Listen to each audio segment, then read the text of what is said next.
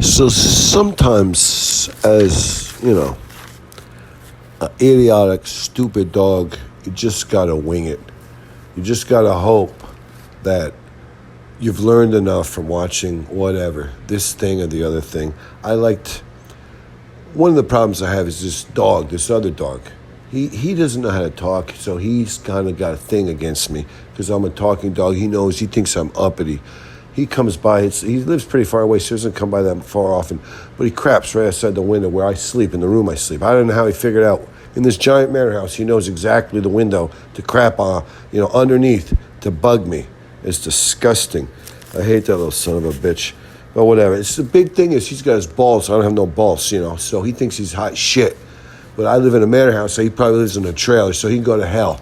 He's got his balls, go sleep under the porch of a trailer. I'm sleeping inside the manor house, so stick that in your pipe and smoke it, you whatever. But we were going to examine, and as a dog, that's how I like to get my information. Something that I think, I can't read that good. I thought it said Los News Weekly. And the first thing I noticed is Mr. Clean in a flora with a porno stash. And he's got like an incense flame, a smokestack going up. Whatever you call it, a fume of incense burning like he thinks he's in a dormitory. He's obviously a goofbag. It's like, is that an incense or is that like, are they hosting a third grade science fair? What's the plume of smoke? Well, Mr. Clean breaks in this deal about this wacky lefty from a Marvel film who played Flash, who was dating an underage girl. And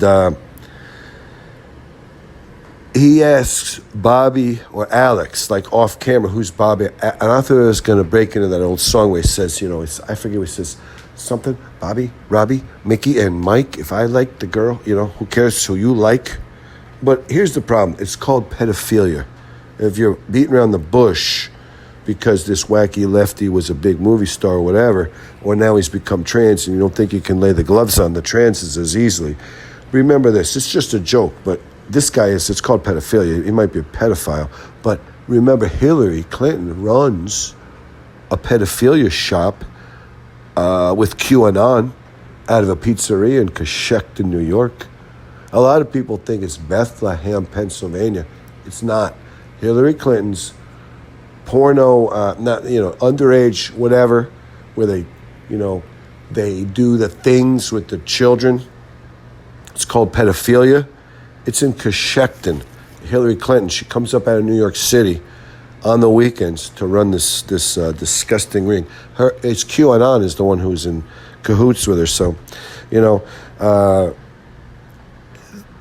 I noticed that this is all like the Mr. Clean thing because he says, how much am I off on this?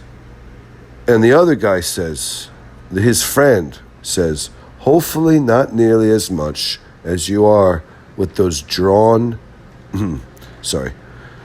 The other guy is sitting there. I can't remember which one. I think it was the thinner guy with the mustache and the beard. He says, Mr. Clean says, how much am I off on this? And the other guy says, hopefully not as much as you are with those Joan Crawford penciled in eyebrows. Mr. Clean, the sheen off your forehead's enough to, whatever. You can't pencil in eyebrows a la Joan Crawford. I'm sorry. But the other thing that Mr. Clean said that I didn't think was so, whatever. He was trying to drum it up. He wasn't sticking the facts.